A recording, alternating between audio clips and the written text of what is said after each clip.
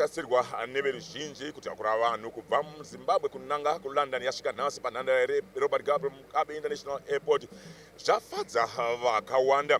Kurikuita zvekufambiswa kwezvinhu pamwe nezvivakwa unabvumisa Felix Tapiwa Mona vasarangura chiitiko ichi sekuzadziswa kwemuono mutungamiri wenyika President Emerson Mnangagwa.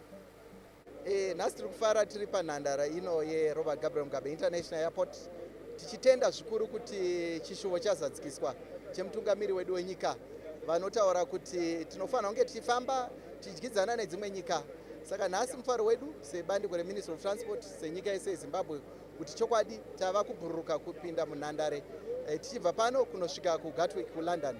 Chinova chisungo chiri kumiswa nemutungamiri wedu wenyika kuti tinofanirwa kunge isu tichivaka nyika yedu pachezvedu.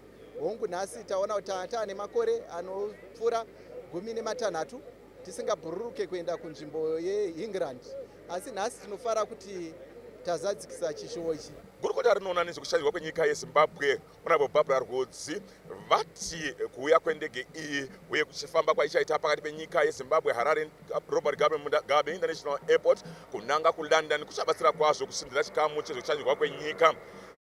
So what has happened today, we are overjoyed as the tourism and hospitality industry in the country, and we want to express our gratitude to the President and his cabinet for okaying what has happened today. It's been quite a journey, but you know, every journey has an end, and we are here today. What is left is for us to continue marketing the destination as tourism and hospitality industry, which is our mandate, to market and promote this destination, bringing a lot of people who will be filling up this aircraft. 302 seats must be filled up every day coming to Zimbabwe. We have a lot of British people who want to come to our destination. They sit on number 2 in terms of our market sources after the US. Ndege inotarisirwa kutakura vanhu vangasvika mazana matatu pamwe chete zvakare nezvitakurwa kana kuti cargo inorema matani angasvika mazana. Chiitiko ichi chafadzawo zvakare vakuru vekambani yeZimbabwe ava vati kwakune makore mazhinji kwazvo anosvika 14 pasati paita ndege inofamba pakati penyika ino yeZimbabwe kunanga kuLondon pasina kumira. Izvi zvichagamuchirwawo zvizhinji kwazvo nevashanyi pamwe chete zvakare nezvizvarwa zvenyika ino yeZimbabwe zvinenge zvichida kufamba pakati penyika mbiri idzi. Nhasi izuva guru remafaro pamusha wedu.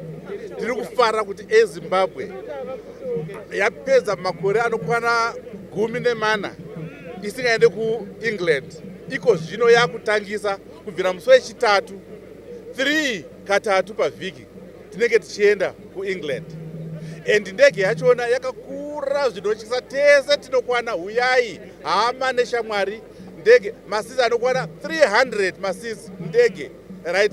Tikadauzoisa even vari kurima ava vane mablueberries ava 100 tons of cargo a week yatiri kukupai. Anditika mufaro mukuru watinawo panapa nhasi. Love more muchakandiona amasunungure fire.com Robert Mugabe International Airport.